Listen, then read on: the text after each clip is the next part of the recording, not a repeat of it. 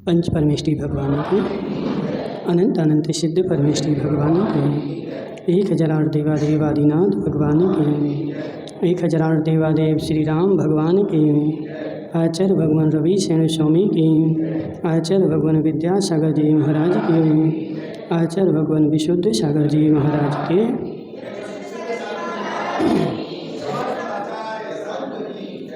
यहाँ पर पद्म पुराण चल रहा है अपना। और जिस पद्म पुराण में कल अपन ने देखा था कि इंद्र जो है रावण के द्वारा बंदी बना लिया था और इंद्र को लेकर के रावण अपनी लंका में आ गया और बंदी खाने में डाल दिया। तो पीछे से इंद्र के पिताजी सहस्त्रार्थ आ गए और उन्होंने हाथ जोड़ करके निवेदन किया कि हे रावण, तुम्हारा जो प्रयोजन था इंद्र को हराना, तो तुमने विजय प्राप्त कर ली और उसको बंदी बना लिया, अब तुम उसको छोड़ दो। तो रावण ने भी हाथ जोड़ करके सहस्त्रार्थ से बोला कि हे पूज्य पिताश्री, जैसे इंद्र से आप पूजनीय हो उसी प्रकार मेरे द्वारा भी पूजनीय हो। और अच्छे अच्छे शब्द बोल करके रावण ने इंद्र को सहस्त्रार्थ के साथ विदा कर दिया और सहस्त्रार्थ इंद्र को लेकर के रत्नपुर चले गए। लेकिन हे जीव, संसार में सबसे बड़ी कोई सज़ा है तो वो अपमान की है। बिना खाए पिए जीव रह सकता है, लेकिन मान भंग हो जाए तो मान भंग हुआ जीव एक सेकंड भी जीवित नहीं रह सकता है। तो इंद्र रत्नपुर तो चला गया, लेकिन अब घर में उसका मन नहीं लगता था। कुछ भी काम करता था तो वही याद आती थी कि मैं रावण के द्वारा हारा गया हूँ, रावण ने मेरे ऊपर विजय प्राप्त कर ली। तो इस प्रकार एक दिन अपने महल के भीतर विद्यमान एक खंभे के अग्रभाग पर स्थित गंधमादन पर्वत के शिखर के समान सुशोभित जिनालय में इंद्र बैठा हुआ था और विद्वान लोग उसे घेर कर बैठे थे। वह निरंतर पराजय का स्मरण कर रहा था, यानी भगवान की पूजा करते करते भी उसको वही याद आ रही थी कि रावण के द्वारा मैं पराजय को प्राप्त हो चुका हूँ। इसी बीच में गुणी मनुष्यों के योग स्थानों में विहार करते हुए निर्वाण संगम नामक चारण रिद्धिधारी मुनिराज आकाश मार्ग से वहाँ आकर के पधार गए। कहाँ? रत्नपुर में। ठीक है। अब विद्याधरों के यहाँ मुनिराज हाल ले सकते क्या? बोलो। विद्याधरों के यहाँ मुनिराज हाल ले सकते कि नहीं ले सकते हैं? जी बोले नहीं ले सकते। जी हे जीव, विद्याधर भले हैं, लेकिन है तो कर्म भूमि ना, भोग भूमि थोड़ी है।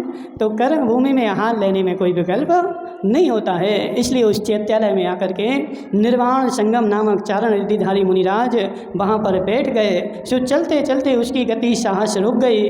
तदनंतर उन्होंने जब नीचे दृष्टि डाली तो मंदिर के दर्शन हुए और प्रत्यक्ष ज्ञान के धारी महामुनि मंदिर में विराजमान जिन प्रतिमा की वंदना करने के लिए शीघ्र ही आकाश से नीचे उतरे और राजा इंद्र ने बड़े संतोष से उठकर उनकी पूजा की। और ऐसे उन मुनिराज ने विधि पूर्वक जिन प्रतिमा को नमस्कार किया, उसी जिनालय में इंद्र भी भगवान की पूजा कर रहा था। और वहीं पे अचानक से मुनिराज चारण रिद्धिधारी आकाश मार्ग से आकर के उतर गए। तो इंद्र ने क्या किया, सबसे पहले मुनिराज की वंदना करी। अब बहुत सारे लोग तो क्या करते हैं, मुनिराज आए हैं तो हमारी तो पूजा चल रही है, ऐसे ऐसे देखते हैं, उठेंगे नहीं। हे जीव, मुनिराज आए हैं तो पूजा मुनिराज जो है तुम्हारी पूजा से ज़्यादा महत्वपूर्ण है। नहीं, हम नहीं उठेंगे, हम तो पूजा करेंगे पूरी।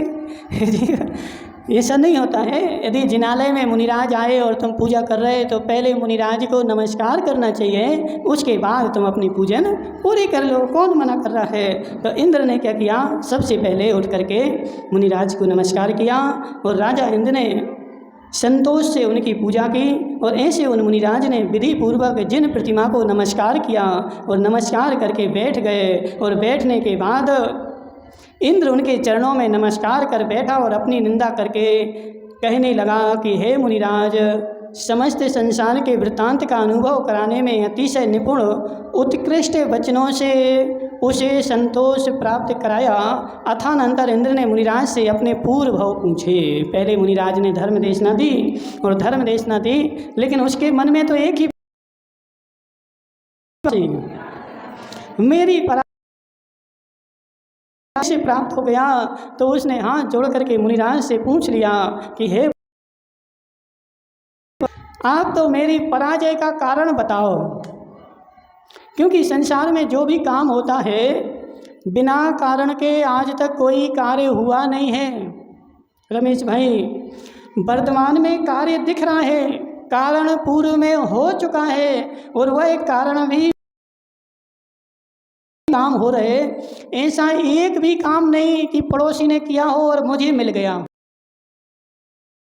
जी हो सकता है क्या ऐसा?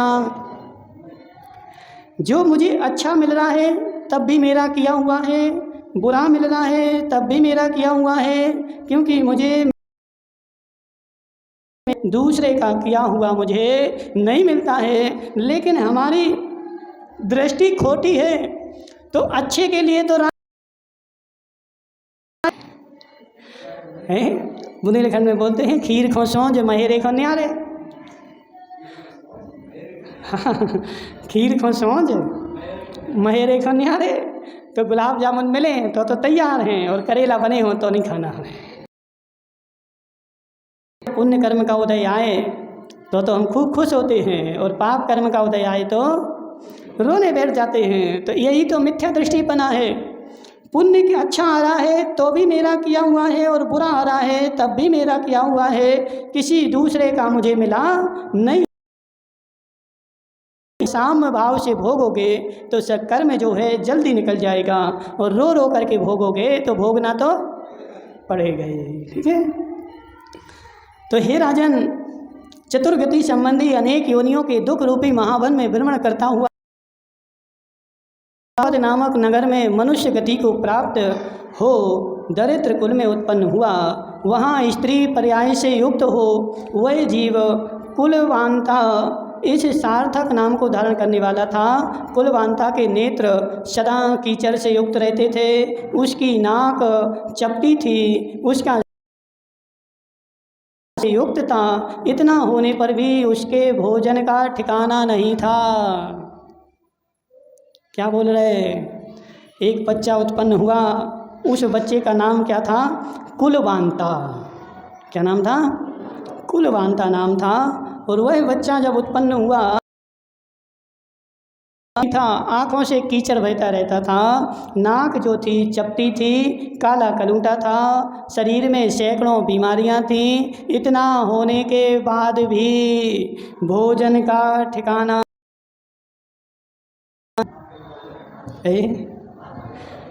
पूर्व कर्म के पाप के कारण ऐसी अवस्था मिलती है। ठीक है। उसके वस्त्र अत्यंत मलिन थे, दौर्भाग्य उसका पीछा कर रहा था, और सारा शरीर अत्यंत रूक्ष था। हाथ पैर आदि खोटे बिखरे हुए थे। वह जहाँ जाती थी वहीं लोग उसे तंग करते थे। इस तरह वह कहीं पर भी सुख को प्राप्त नहीं कर सकती थी। छोटी सी बच्ची थी और उसके घोर पाप मांगते ना, उनका क्या है, हाथ पैर फट रहे हैं, बाल रूखे हैं, समझ रहे ना, ये सब पाप कर्म की निशानी है। पुण्य कर्म उदय में होता है तो शरीर सर्वांग सुंदर होता है, समझ रहे, प्रत्येक अवयव अच्छा मिलता है। और जब पाप कर्म होता है तो सब खो। इस तरह वह कहीं भी सुख प्राप्त नहीं कर सकती थी। वह अंत समय में शुभ मति हो, उसने एक मुहूर्त के लिए अन्न का त्याग कर अनशन धारण किया, जिससे शरीर त्याग कर किम पुरुष नामक देव की क्षीर धारा सैकड़ों बीमारियां थीं। अंत समय में उसने थोड़ा सा पुण्य कर लिया। क्या पुण्य किया कि एक अंतर मुहूर्त के लिए भोजन का त्याग कर दिया। कितने समय के लिए बताओ? अंतर मुहूर्त मतलब घंटा भर के लिए नहीं किया, घंटा भर से भी कम समय के लिए भोजन का त्याग किया। और भाग्यवश ऐसे ही होता है, यदि कोई उपास कर ले और उपास करके बीमार हो जाए, क्या कहोगे? देखो हमने कही थी न करो उपास। अब भोगो तो वहीं। जी समझ बात को। उपास उसने कर लिया, उपास करने से बीमार नहीं हुआ है, बीमार तो है अपने कर्म के आने से होता। वह तुम्हारी परीक्षा लेने के लिए आता है। अब इसने तो एक अंतर मुहूर्त के लिए भोजन का त्याग किया और उसी अंतर मुहूर्त में उसके प्राण निकल गए। महाराज अब हम नहीं करेंगे त्याग। ऐसे ही होता ना, किसी गांव में कोई ने उपास किया, कोई बीमार हो जाए, अब पूरे गांव में ऐसा माहौल हो जाएगा यदि कोई उपास करे, देखो तो सब देखो क्या करेंगे, सब उसको धमकी देंगे, तुम हो जाओगे, वे हो गए, तुम हो जाओगे, ऐसे ही होगा तुम्हारे साथ। तो हे जीव, उपास करने से नहीं हुआ है।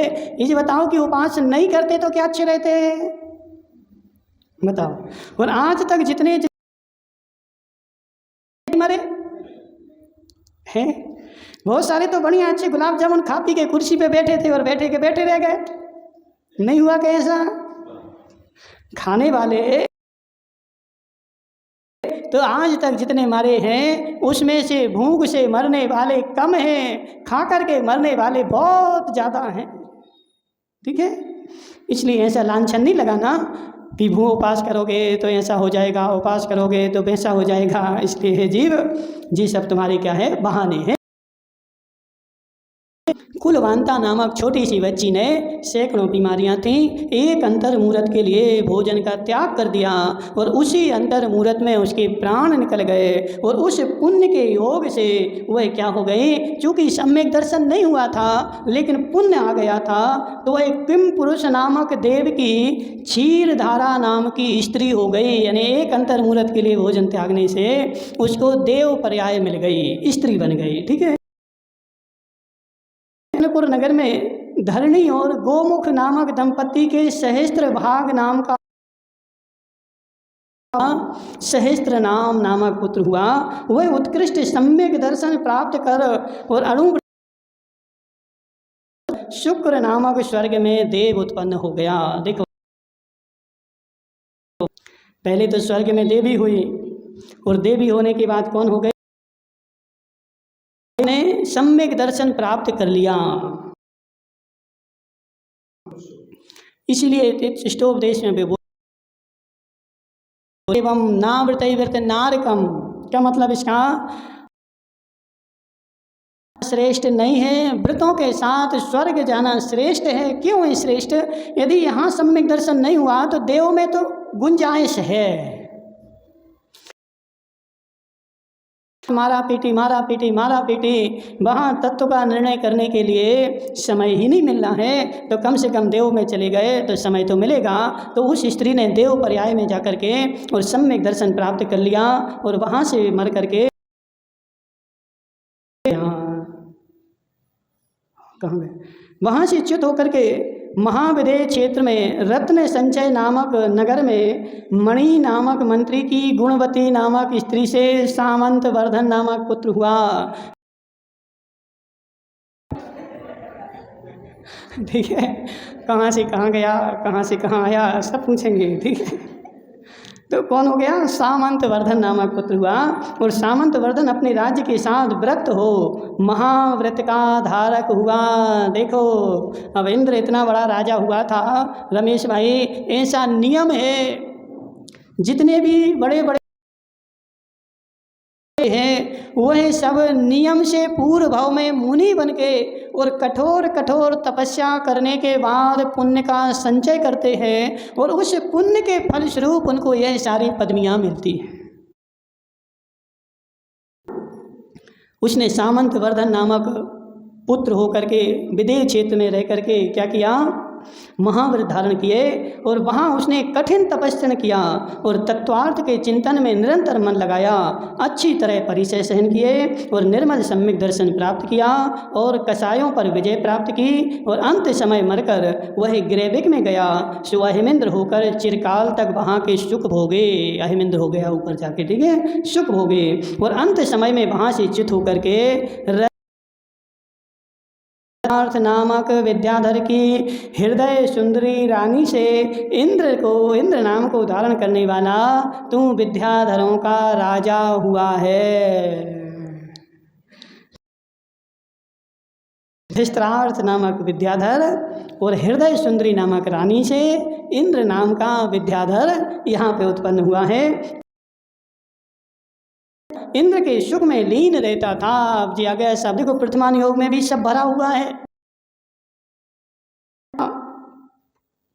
मंदिर जाने के लिए रोता है। एक बच्चा मंदिर जाने पर रोता है। क्यों?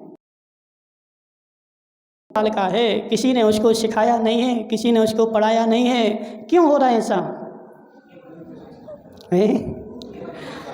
पूर्व संस्कार वसात पूर्व भव में वो कहाँ था, कैसा था? जैन कुल में था, जैन संस्कृति में था, पूजा पाठ करता था, आहार दान देता था। तो उसके संस्कार वसात इस भव में 2 साल का है तो उसको मुनियों के पास मंदिर में अच्छा लगता है।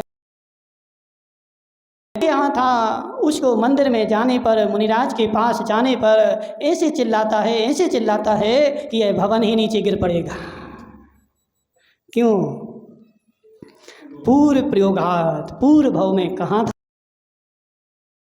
हुए हैं। तो यह इंद्र भी जो है ना, पूर्व भव में कहाँ था? तो अहिमिंद्र था। उस अहिमिंद्र से भोग करके यहाँ इंद्र बना है, इसलिए उसको यहाँ पर इंद्र जैसे सुख भोगने का मन हुआ। सो हे इंद्र, मैं विद्याधरों से युक्त होता हुआ भी शत्रु से हार गया हूँ। इस प्रकार अपने आप के विषय में अनादर को धारण करता हुआ तू विषाद युक्त हो, व्यर्थ ही क्यों संताप कर रहा है? हरे दुर्बुद्धि लिखा हुआ है। क्या लिखा है? अब मुनिराज उससे बोल रहे, अरे दुर्बुद्धि, तू कोदों बो करके धान की व्यर्थ ही इच्छा करता है। कोदों बो रहा है और सोच को सदा कर्मों के अनुकूल ही फल मिलता है। तुम्हारे भोग का साधन जो पूर्वोपार्जित कर्म था वह तुम्हारा क्षीण हो गया है। तू रावण के द्वारा क्यों पकड़ा गया, क्यों हार गया? तुझे पराजय का मुंह क्यों देखना पड़ा? तूने पूर्व भव में मुनिराज बनके और जो कठोर कठोर तपस्या करी थी और उससे जो तूने पुण्य का अर्जन किया था है, और उस पुण्य क्षीण होने के कारण तुझे आज रावण से हार को प्राप्त हुआ है। सो कारण के बिना कार्य होता नहीं, इसमें आश्चर्य ही क्या है? बिना कारण के श्रद्धा हो जाए तो सम्यक दर्शन हो जाए। बिना कारण के कार्य नहीं होता है। कोई ना कोई पूर्व में कारण था, इसलिए वर्तमान में कार्य हुआ है। पूर्व में कारण नहीं होता तो वर्तमान में कार्य नहीं हो सकता था। तेरे इस पराभव में रावण तो निमित्त मात्र है। पैर बांध रहा है कि रावण ने मुझे पराजय दिला दी, रावण ने मुझे पराजय दिला दी, इसने ऐसा कर दिया। हम लोग क्या करते बताओ? क्या करती माता है? इसने ऐसा कर दिया, इसलिए बैर की गांठ बांध करके रख लेते हैं। इसने ऐसा कर दिया। हे जीव, वह तो निमित्त मात्र है, तेरे ही पूर्व का संयोग था। क्रीड़ा करते समय जो अन्याय किया है उसका स्मरण क्यों नहीं करता? हे सैलू भाई, तूने पूर्व में धन कमाने के लिए जो अन्याय किया है उसका स्मरण क्यों नहीं करता? कितनों से झूठ बोल दिया, कितनों को लूट लिया, कितनों के साथ बेईमानी कर दी। उन सारी बातों को याद कर। क्यों कर याद? क्योंकि वह सारे हैं। मैं भले भूल जाऊं लेकिन कर में भूलने वाला। हम तो भूल जाते तुरंत, भूलते कि नहीं भूलते? किसी के साथ कुछ कर दिया 2, 4, 6 महीने में हम तो भूल जाते हैं, लेकिन कर्म की याददाश्त शक्ति इतनी अच्छी है, इतनी अच्छी है कि असंख्यात में तुम्हारे किए हुए को भूलने वाला नहीं है। ऐश्वर्य से उत्पन्न हुआ तेरा मद चूँकि अब नष्ट हो चुका है, इसलिए अब तो पिछली बात का स्मरण कर जान पड़ता है। बहुत समय हो जाने के कारण वह सारा वृतांत तेरी बुद्धि में नहीं आ रहा है। इस अब तुझसे कहता हूँ। अब मुनिराज उससे कह रहे हैं, तूने पूर्व में क्या क्या अनर्थ किया था जिसके कारण आज तुम